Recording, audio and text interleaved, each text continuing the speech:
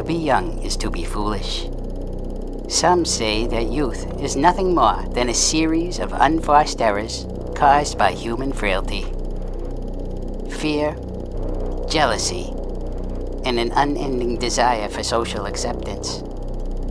Throw in a pinch of various substances and some basic human stupidity, and you've got yourself quite a recipe for a real mess. Kerry Barker's 2025 masterpiece, Obsession, confronts youthful frailty in all its ugliness. It also may well be one of the greatest horror movies of all time.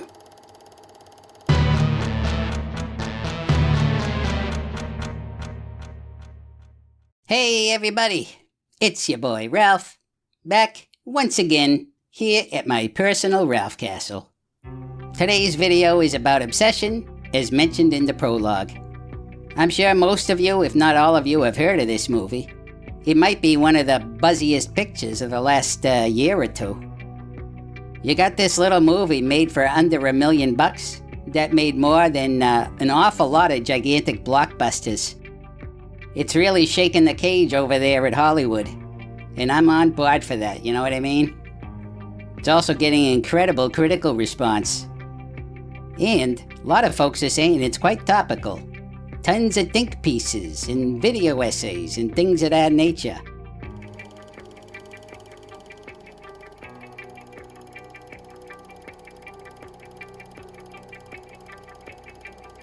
Now I swear, in that opening bit, I was keeping it a buck. I really do think this might be one of the greatest horror movies I've personally ever witnessed. It's pretty tricky to try to do a humorous review of a movie that you absolutely adore. What am I gonna make fun of? There's nothing. But I will do my best, and that is the Ralph Vitamin Promise. So let's just jump in. The movie centers around 4 characters, a friend group, who all work at a charming little music store. You got Bear, this little guy here. Bear is short for Baron. I didn't know his name was Baron until I looked it up when I started recording. I just thought his name was Bear, and that made no sense because he's kind of a little fella. And he's a little sensitive boy, so full of anxiety and fear. But mostly, he's filled with the bottomless pit of love for his best friend Nikki. Now Nikki is certainly a cool kid. She's very open-hearted, generous, kind of a fun hang too. You can kind of see it, but Bear, get it together, buddy. Also in the group is Ian. He's one of them Charlie fun boys, you know. He's quick with the quip. He's a funny fella, but he seems like an okay dude besides. Rounding out this little quartet is Sarah, and she's just kind of a regular chick, very earthy, pretty cool. That's the first thing in this movie's favor. How many times have you seen one of these weird horror movies about young people and ended up kind of hating all of them? You know what I mean? Not the case here. So these 4 besties are all going out to a bar one night, and little sad boy Bear is over here trying to muster up the nerve to finally tell Nikki exactly how he feels. But as usual, he can't quite do it. At the end of the night, he agrees to drive her home. Seems fully determined to finally put his cards on the table. He gets to her house and is dropping her off, and you can see the little wheels turning in his little peanut brain, trying to figure out exactly how to put it. But before he can get the words out, she turns the tables a little bit and asks him point blank, "Bro, you like me or what?" And he completely folds. He rambles on about how, "Well, yeah, sure, I like you as a friend." And she walks away. And there he sits, crestfallen. He's a coward, but he knows he's a coward, and it eats him alive. Now we're gonna back up a bit. Couple scenes before this, we see Bear in a cute little artsy store, trying to buy a nice gift for his friend Nikki, as part of his little grand plan to win her over. And he settles on this interesting, weird toy called the One Wish Willow. He doesn't think all that much of it, but he thinks it might be a cute gift. And he's not wrong. I think it would be a cute gift. Now let's cut back to the car. Instead of giving her the gift, in his state of despair, he uses it for himself. And what he wishes for is well over the top. He wishes that she would love him more than anyone else in the world. And then he snaps the stick, cementing the wish. In the normal world, no harm done. But this ain't the normal world. Nikki snaps as well. It's instantaneous. All of a sudden, in her eyes, Bear is the most important person in the universe. Perhaps even more important than herself. She instantly needs to be near him. Needs to never be apart from him. But at the same time, you can see signs of resistance. Signs of dual drives at odds with each other. Bear, to his credit, is initially very freaked out by this. He just wants her to go home and start over the next day. But she insists on coming home with him.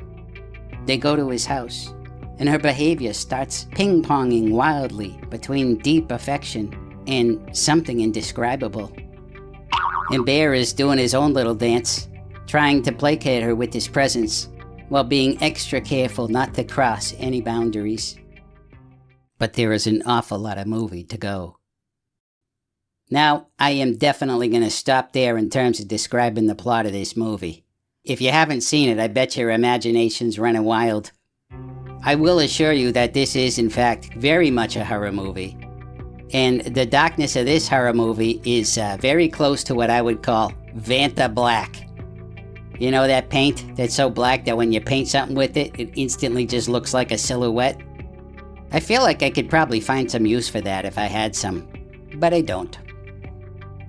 Let me explain a couple of things that this movie does exceptionally well. For one, this does not at all feel like a supernatural horror movie. For example, when he goes to pick up this strange little gift, it's just an ordinary store. You know, it's not some weird back alley, and you go in there and there's some like ancient Romanian person or whatever who's, 170 years old.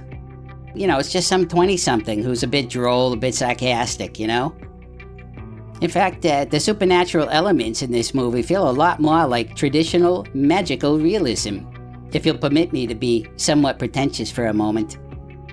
Magical realism is a type of movie where most of the movie is grounded in realistic, but it just has, say, one or two magical elements just to kind of keep the plot going.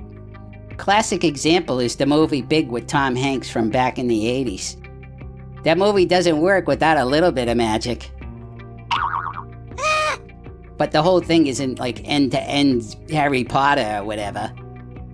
And that's how it's treated here. It doesn't feel like a creepy, supernatural, demonic thing.